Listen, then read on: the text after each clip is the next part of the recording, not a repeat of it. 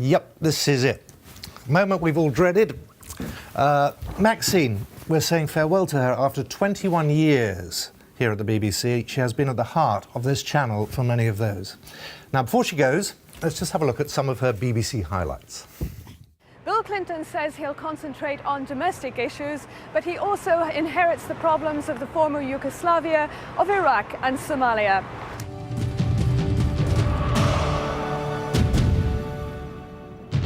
This is really a record-breaking year in British politics.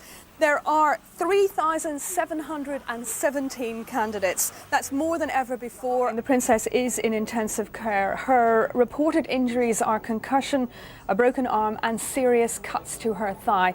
There are, however, reports that her condition is grave. There are no special ceremonies. There really isn't much being said about this at all on the streets, people going about their normal business. It's another phase in what's being described as the normalisation of Northern Ireland. Hello, good afternoon. The Conservatives say they plan to end inheritance tax on family homes worth up to £1 million if they win the election. Welcome to Dateline.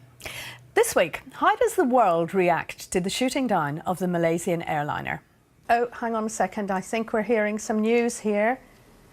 It's a girl. Oh my goodness. The Duchess of Cambridge has safely delivered a daughter, we're hearing, at 8:34 a.m. this morning. That's coming from Kensington Palace. This is coming from the PA News Agency, which has been told by the Palace it's a girl. Reading from an autocue whilst remaining relaxed and confident requires practice and a few basic techniques. You want to look and sound natural, avoid potential pitfalls, and all the while engaging the audience. Here we go then, Max. Stand by. Hello, good afternoon, and welcome to my world. What you've just seen is how my hour begins every time I go into the news studio. What you didn't hear was what else is going on in my ear. Because as well as the counting down to the programme going on air, what we also have is the editorial team saying, oh, we've lost that video report. Could you fill a bit of time? And this is all going on while they're going 5, 4, 3, 2, 1, cue. And you've got to look fabulous. The jobs will go at Tata's operation in Scunthorpe and in Scotland. Now, the company is not commenting on the news at the moment, but a source has told the BBC that the cuts in Scotland could see the end of the operations formerly owned by British Steel. No, it's all gone dark. I haven't got the money for the meter. You don't need one for a broomstick. Now, let's get the weather.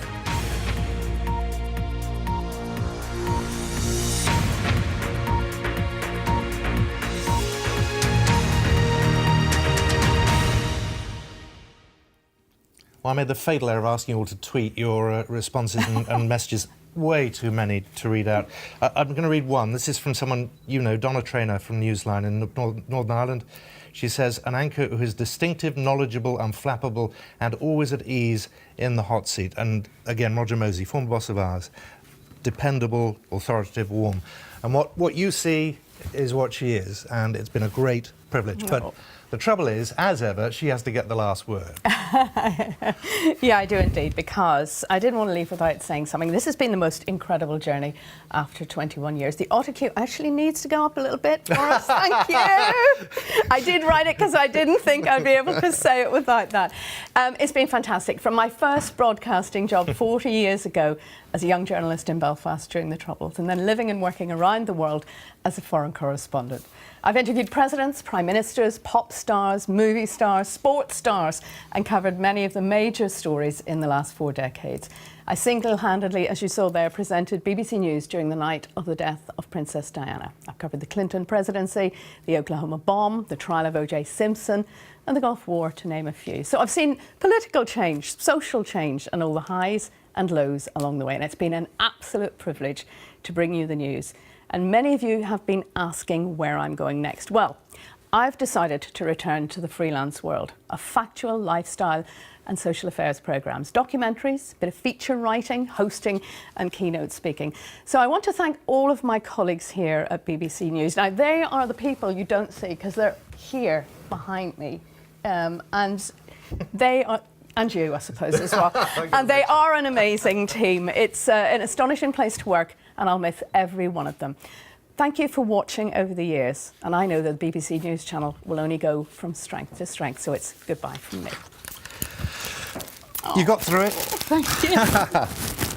It's been a huge privilege to work with you. Thank you very much. And we will miss you dreadfully. So, before I go,